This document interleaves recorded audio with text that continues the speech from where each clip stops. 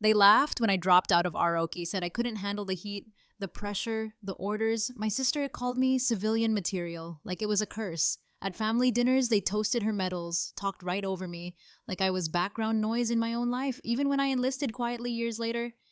No one cared. No one noticed. She's just playing soldier, they said. Like it was pretend. Like I didn't bleed too. But that morning in the training yard, boots, dirty coat, plain 5 stars in my pocket, I watched her drilling recruits. She didn't even see me. Not until her sergeant whispered, "General, ma'am." Silence followed, sharp enough to cut steel. That was the moment she saw me. Really saw me. Not as a dropout, not as a shadow, but as something she never imagined I could become. But that wasn't where my story began. It started in silence, in the gravel driveway of my childhood home, just past sunset, porch light flickering like always. The Huxley mailbox still leaned left, like my father's politics, like my mother's chin when she disapproved. Everything unchanged except me.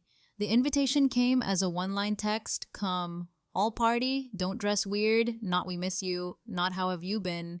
Inside, the smell of baked ham, too much cinnamon. Voices loud, laughter louder. No one looked up when I walked in. Mallory stood in her uniform. Banners, medals, printed programs, a poster that read, "Congratulations, Lieutenant Mallory." I wore gray, no badges, no shine, just fabric meant to disappear. But I never really disappeared in that house. I was just easy to ignore, too quiet to matter. Dad spoke first. "What are you doing these days?" Flat tone.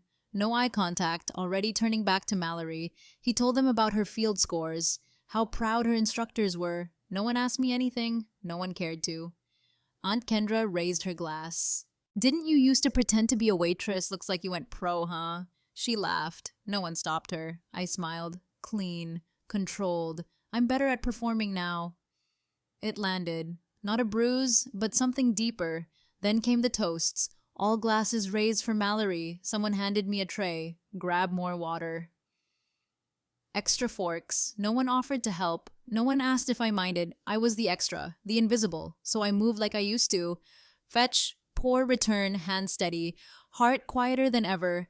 10 years ago, I walked out of that house. No goodbye, no scene, just disappeared into the night. They said I cracked, dropped a scholarship, wasted potential. No one asked why. No one saw the breakdown. They called it weakness, but 3 weeks later, I signed a shadow contract. Military intelligence, no records, no name. West Point erased me. Paperwork buried under codes. Everything I was rewritten. Back at the dinner, I stood beside the table. No chair had been set. Every place had a name card, except mine. Mom blinked, distracted. "Oh, right, you can sit by the grill." She pointed to the porch, a folding chair, alone. So I sat outside, next to the propane tank, cold metal under me.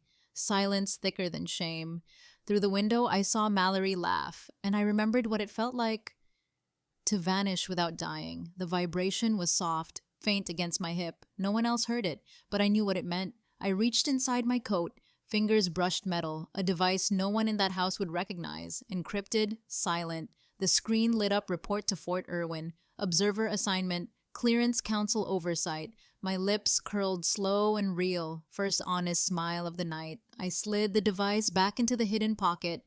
Eyes lifting to the fireplace. Frame photos lined the mantle. Mallory at graduation. Dad pinning medals. Mom in pearls. Proud. Not a single photo of me. Not even one. That's fine, because someday when they salute the name I carry now, those frames will have to be rearranged, and whether they like it or not, they'll know I never disappeared. I just went dark.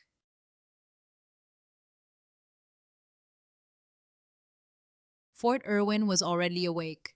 Dawn stretched gold across the sand, boots hit the dirt in rhythm, drills echoing like thunder. I parked near the observation gate, pressed black jacket, tactical slacks, visitor badge blank but coded, no rank, no unit, just a serial tag. Encrypted. Recognized by only 3 people on base. I wasn't there to be seen. I was there to watch. Mallory's unit stood in formation. Eyes forward, spine stiff. Drill sergeant circling like a hawk. I sat second row in the bleachers, behind contractors and an admin clerk. Low profile, face unreadable. Then his eyes found me. Mid-stride, he froze. Drill Sergeant Bruckner, gravel voice, iron posture.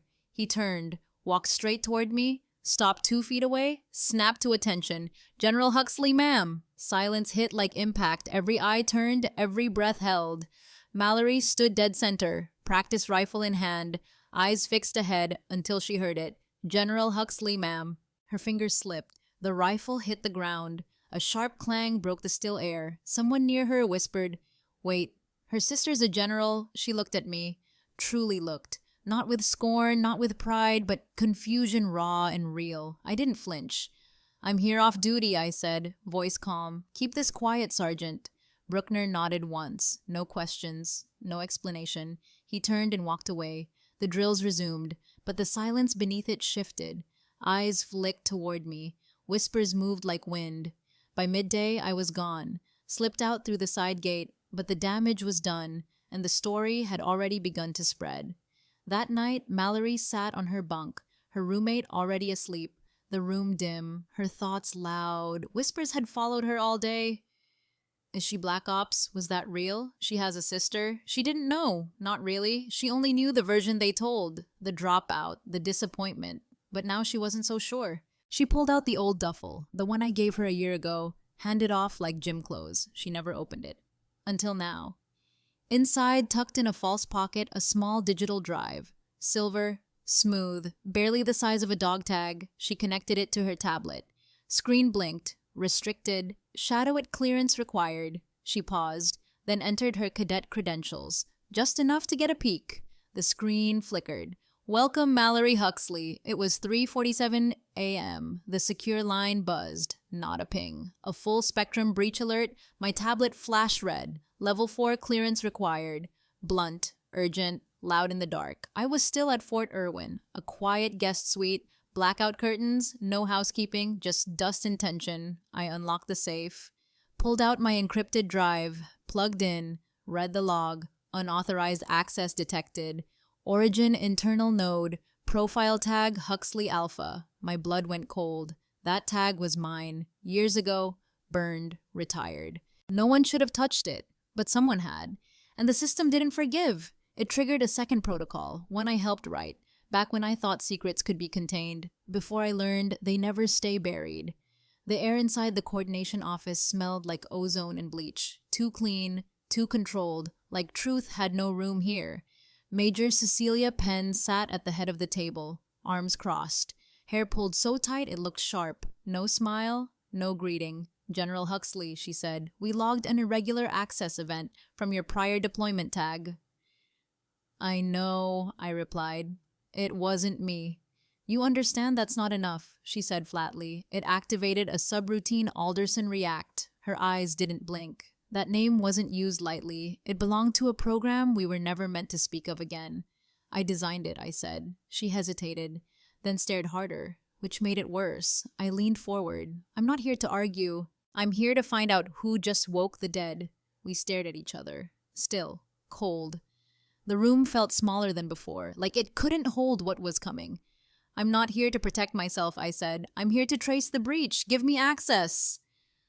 "I'll find it." Penn's jaw tensed. "You want to investigate your own clearance violation?" "No," I said. "I want to find who reactivated a dead system." A long pause. Then slowly she nodded. "One condition, 36 hours. Then the report goes to Joint Command." She slid over an admin token. "Temporary, high level, access to diagnostic logs and trace memory." I walked out without another word. Back to my suite, back to quiet walls and old habits. I already had a theory, and I knew exactly where to start looking. Not with Croft, with the person who opened that bag.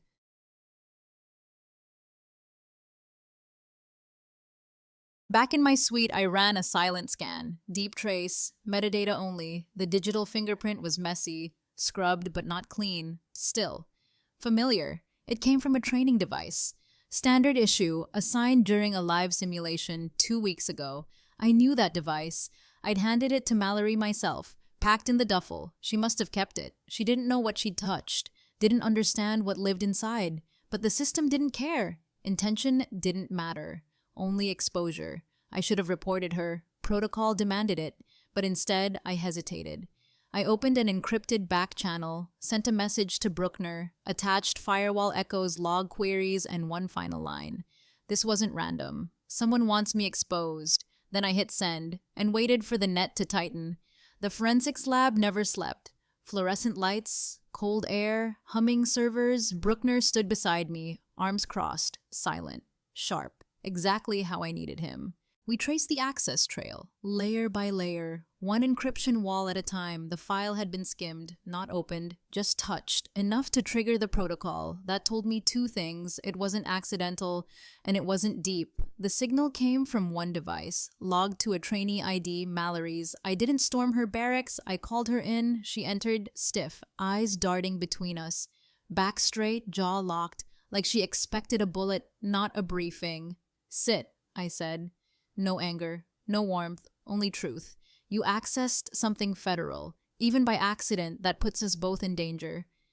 Mallory didn't speak at first, just stared at the table, jaw clenched, hands folded too tight.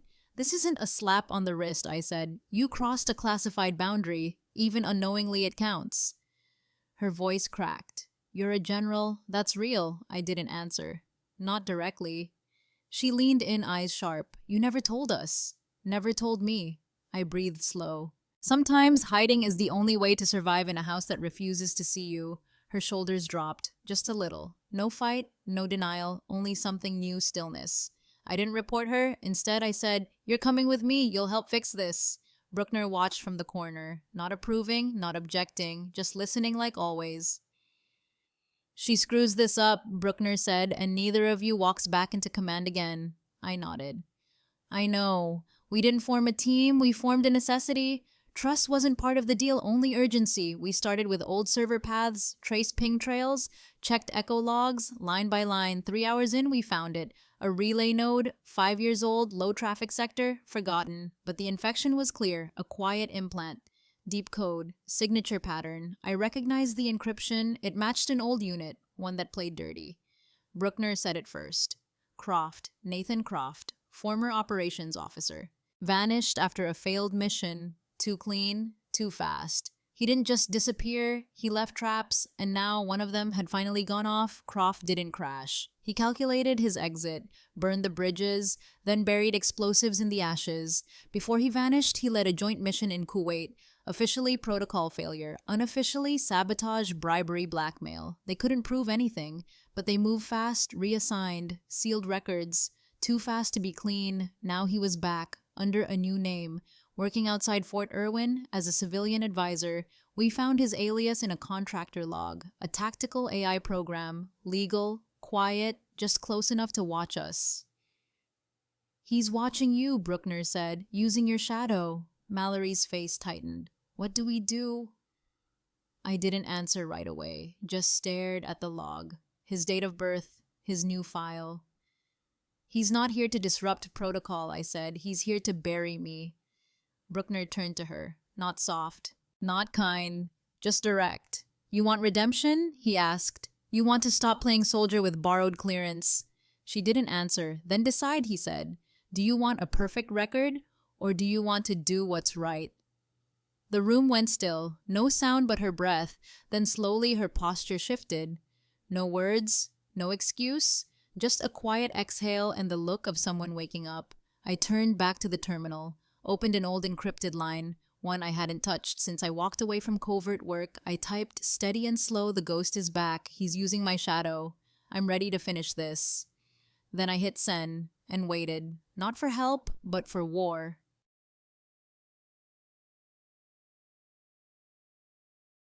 The lab dimmed. Not lights, but mood. Something had shifted. Lines of code poured across the screen. Fast, chaotic, not a scan. A breach. Files opened, copied, redirected, each one stamped with my signature. Old missions, old commands. Stuff Croft could twist. They're framing you, Bruckner said, his voice low. Even, but tight. Then the alarm flared red. A level 3 lockdown. My access revoked. Effective immediately. Internal threat classification. Tier 1. I didn't flinch, didn't protest. I knew the playbook. Croft was ahead of it. Mallory stared at the screen, then at me. Then without warning, she stepped out into the hallway. We watched her go. Bruckner raised an eyebrow, but said nothing. Me neither. Some choices have to be made alone. She found them in the corridor. Senior officers, voices sharp, eyes sharper, already briefed on the breach. No one saw her coming, no one expected her to speak. But she did. I did it, she said. The initial access. The file pull. It was me. Her voice didn't shake, but her hands did. I used an old device Belle gave me. I didn't know what I was opening. I wanted to understand her. Silence followed. Heavy, not accusatory, just stunned. She didn't beg, didn't justify, just stood there and owned it. Inside the lab, I heard none of it, but Bruckner did. He didn't smile. He just looked at me and said, she stood up, without armor, then turned back to the screen. The console lit up again. Not alerts commands, live code moving fast. This wasn't data theft, it was takeover. Croft had switched targets, simulated drone networks, war game protocols, still active, still dangerous. He's hijacking the control layers, I said. Through the back door he built years ago. Bruckner frowned. You're locked out. Not entirely. I reached into my coat, pulled a secured drive, old silver clean. I built a mirror. Backup, I said. Before I left Canderline, one patch Croft doesn't know exists. I plugged it in, bypassed the firewall, launched a decoy interface, fake commands, false visuals. Croft took the bait, hooked his signal into the trap, and for the first time, we saw him. His terminal blinked alive, his face lit by stolen light, and I whispered, "Got you." The signal pinged local, civilian housing block, just outside the wire, too close for comfort. Bruckner didn't wait. He called it in. Fast response. No drama. 5 minutes later, we were there. Tactical team, silent boots, no flash. Croft sat alone. No guards, just drives, blinking, buzzing. He didn't resist, just looked up, smiling like he knew we were coming. You still think conscience is enough? He asked. You should have stayed buried. I stepped closer, not with rage, with weight. Forgotten people don't trigger kill switches, I said. They don't rewrite the rules. He laughed, bitter dry but hollow. As they cuffed him, his eyes never left mine, but for the first time they blinked. The tribunal met at Western Command. Wood-paneled walls, straight-back chairs, everything too clean to feel honest. Croft sat in civilian clothes, still smug, still rehearsed. He unrolled a report, highlighted a paragraph, read it slowly like a weapon. In this section, he said Major Bell Huxley failed to disclose non-combatant casualties during Operation Candor. He let it hang. Calculated. Cold. He was rewriting the past. The colonel turned to me. Major Huxley, your response? I didn't flinch, didn't look at Croft, just handed the clerk a document. His order. Signed, dated, stamped. He authorized the clearance, I said. No recon, no confirmation, just fire. Croft's smile faded. Only for a second. But I saw it. Bruckner stepped forward. Calm, direct, permission to submit audio evidence, he said. The bench nodded. He pressed play. The room fell still. My voice 5 years younger. Sharper, clear. Hold fire. There are heat signatures near the structure. Resemble civilians. Wait for recon before continuing. No music, no edit, just a breath after the words, then static. Croft didn't move, but his fingers twitched. I spoke again, this time in the present. I defied his order. He cut comms. Move forward anyway. The colonel leaned back. Didn't speak. Didn't have to. Sometimes truth doesn't roar. It just waits, then lands like a stone.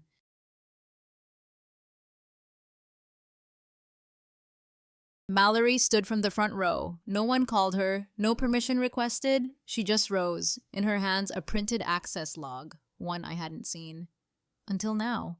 This shows activity, she said, from Mr. Croft while listed as a civilian advisor. She held the page steady. 2 years ago, he accessed restricted code bases. He planted the Trojan. Croft shifted in his chair. Subtle. Tense. He didn't just want to sabotage systems, she added. He wanted revenge. The room didn't erupt. It quieted. The way wind dies before a storm turns. I looked at her. Not surprised, not proud, just steady. She wasn't saving me. She was saving herself. And it was time. The colonel cleared his throat. Slow, heavy. Every eye shifted back to me. By unanimous vote, he said all charges are dismissed. Clearance restored, rank reaffirmed. I didn't smile, didn't nod, just breathed once. Major Penn stepped forward, held out an envelope. Inside, Invitation to deliver a keynote at the Strategic Defense Cyber Summit. You've earned a stage, she said. A full statement. National recognition. I looked at the seal, didn't open it. If I speak, I said it'll be for truth, not forgiveness. I don't need that. They didn't press, didn't praise, they simply let me pass. And as I left the room, I didn't feel victorious. I felt ready. The hall was full. Over 300 faces, uniforms, suits, cameras, all waiting. I wore my dress blues, no medals, no ribbons, just fabric and silence. Behind me, a single line of text, courage in the shadows. I didn't clear my throat, didn't smile, didn't open with rank or title. I've never failed, I said. I just chose to live where no one claps for doing the right thing. The room shifted. Chairs straightened, breath held. I spoke of candor, not names, not coordinates, just a heat signature small and moving behind a window. I said one word into the comms, wait. That word cost me. But it saved 17 lives, no medals needed, only memory. I saw her in the front row, uniform neat, hair pulled back, a binder resting in her lap. She didn't smile, didn't nod, just watched eyes full jaw still. Inside the binder, her proposal. A full redesign of cyber defense training using the breach she helped trigger. I didn't name her. Didn't need to. Some stories speak louder when left unsaid. At the end, I looked up, paused, then said, "There's someone else who should speak." She stood, a little shaky, but her steps didn't falter. I used to believe the one who stood tallest deserved the most praise, she said. But I was wrong. The ones who kneel to shield others, they're the ones we should remember. No applause, just stillness. The kind that feels like respect. 3 days later, a private room at the Pentagon, no windows, just a table and a sealed folder. Major Penn waited alongside a Joint Chiefs liaison. No small talk, no theater. "We want to honor you," she said. "The full story of candor. Your name, your image." General Reynolds added, "You'd be a symbol, a face of integrity for a new generation." I asked one question. If I agree, do the others get exposed? They paused, longer than they should have, then nodded. Encryption only goes so far. I thought of Stanton alive because I disobeyed, living quietly under a name no one knew. I handed them a letter, sealed, no signature. "Let the next generation hear it," I said. "But leave my name out." The tarmac was quiet. Spokane wind, low engines warming on the C-130. No send-off, no speech, just me. And one last mission, unnamed, unwritten. Mallory found me before I boarded. No makeup, uniform sharp. One silver badge pinned to her chest. She held out a small box, wrapped in uniform cloth. Inside, my old Phoenix Command insignia. "I don't want to wear it," she said. "I want to live up to it." I closed my hand around it, felt its weight, felt Stanton's voice again. "We carry no names, only trust." She saluted. First time. I didn't return it. I pulled her into a quiet embrace. Before I left, I handed her a letter. "Open it," I said, "only if you forget who you are."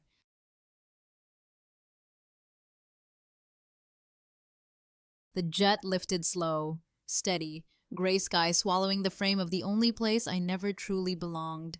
I didn't look back, didn't need to. Some goodbyes are better without eyes. In my hand, a photo, edges worn, faces blurred by snow. Our unit, huddled in winter gear, no names, no ranks. On the back, one line, "Honor doesn't come from being seen. It comes from keeping your promise even when no one remembers you made it." I closed my eyes, felt the hum of the engine, felt the pin Mallory gave me pressed to my chest. No medals, no flag, just breath and the choice to carry peace. Mission verified, Code Phoenix. Sometimes the stories that stay aren't the loud ones. They're the quiet ones we almost forget to tell. This was mine, told in pieces, in silence, in choices no one clapped for. If you've ever been overlooked, called too soft, too late, too quiet, I see you. Some of us were never meant for parades or headlines. We were made for the unseen things that still matter. Like keeping your word when no one remembers it, or standing guard when no one knows your name. If any part of this story reached you, say "still here" in the comments, or just tell me where you're listening from. I read them all, every word, because sometimes being heard is its own kind of home. Healing isn't loud. It doesn't come with fanfare. It shows up in small, quiet ways, like waking up without dread in your chest, or choosing not to explain why you walked away. Forgiveness isn't for the ones who hurt you first. It's for the part of you that stayed silent too long. We don't talk enough about quiet strength, the kind that endures without reward. To the ones rebuilding from the inside out, your pace is enough. Your path is valid. Some battles aren't meant to be seen, only survived. And if you're still carrying something you never got to name, just know you're not alone in that weight. Drop a still standing if that's you, or nothing at all. Silence counts too. You don't have to be seen to matter. You don't need applause to be proud. Some of the strongest people I know never made the report, never made the wall, but they made it home. They didn't do it for medals. They did it for the person next to them, for the ones who couldn't. And if no one ever said thank you, let me say it now. For showing up when it was hard, for staying when it would have been easier to leave, for listening this far, for letting this story sit with you even briefly. That means more than you know. If you feel called to subscribe or share it forward, not for me, but for whoever needs to hear, they're not invisible. What would change if no one ever clapped, but you still did the right thing? Would you still speak up, still protect someone, still carry your part without credit? These are the questions we answer quietly in the dark when no one's watching. But maybe that's where the real character lives. Not in the spotlight, not in the speech, but in the silence after the door closes. If you're carrying something no one saw you survive, I hope this gave it a name. And if you're standing in someone else's shadow, maybe it's time to see your own light, because at the end of the day, the question isn't, did they see me? It's, did I stay true to who I am? I've learned that integrity isn't loud. It's not built in headlines or medals on a chest. It's built in what you refuse to betray even when no one is watching.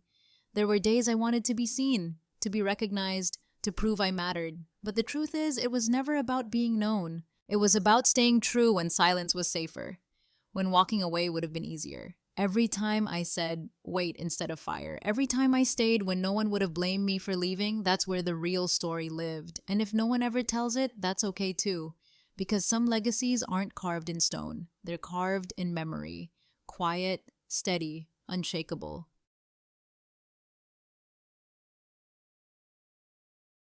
I still remember the last look she gave me. No apology, no tears, just quiet understanding. Mallory didn't try to explain anything. She didn't have to. She showed up, with the badge I gave back, pinned to her chest, not as a prize, but as a promise. She had questions once, now she carries answers, not all of them, but enough. We never said goodbye, we never said thank you, just a nod, the kind you give when words would only get in the way. She walked back toward her unit. Upright, ready. I boarded the plane, never turned around, didn't need to. Some moments don't need ceremony, they just need to be true. I don't need a statue, or a headline, or a name etched into polished stone. What I needed was to know I stayed the course. Even when the path disappeared beneath my feet, what I needed was to look someone in the eye and see they still believed doing right was worth it. Mallory gave me that, not through words, through action. So now wherever I go next, I carry one thing with me, not medals, not clearance, just the quiet weight of having kept my word. And if no one remembers me, that's all right. I remember who I was when no one was looking. And that memory, unwritten and unseen, is enough to keep walking. If you've made it this far, thank you. Not for watching, but for listening. Really listening. Some stories aren't told to impress. They're told to release what we've carried too long. Maybe you felt unseen, unheard, left out of your own story, but you're still here. You're still trying, still standing. That counts for more than you know. I don't need applause. I never did. I just wanted one person to hear the truth and feel less alone because of it. So if that's you, thank you for being here. Maybe this wasn't just my story. Maybe part of it was always meant to find you. If even one part of this story reminded you of something you've lived through, you don't owe me a like. Just tell me you were here. Leave a word in the comments. Listening, still here, or even just a dot. I'll know what it means. You don't have to explain your scars. You survived them. That's enough. If this reached you, maybe it'll reach someone else too. Feel free to share it. And if you'd like to walk this path with me quietly, honestly, you're welcome to subscribe. No big show, no spotlight, just stories that deserve to be heard in the way truth always should be, soft, steady, and real. I don't stand in the spotlight, but I walk with light, the kind you carry inside, the one no one gave you, but you kept anyway. Every time they said you weren't enough, but you kept going. Every silent win, every unspoken pain. That's what built me. Not the title, not the rank, but the choice to stay true when no one was watching. If this story stays with you tonight, let it be a reminder. You don't need applause to be worth remembering. You just need the kind of strength that doesn't need to be seen to be real. I'll keep sharing the quiet stories, the ones like yours and mine. Until next time, thank you for walking this far with me.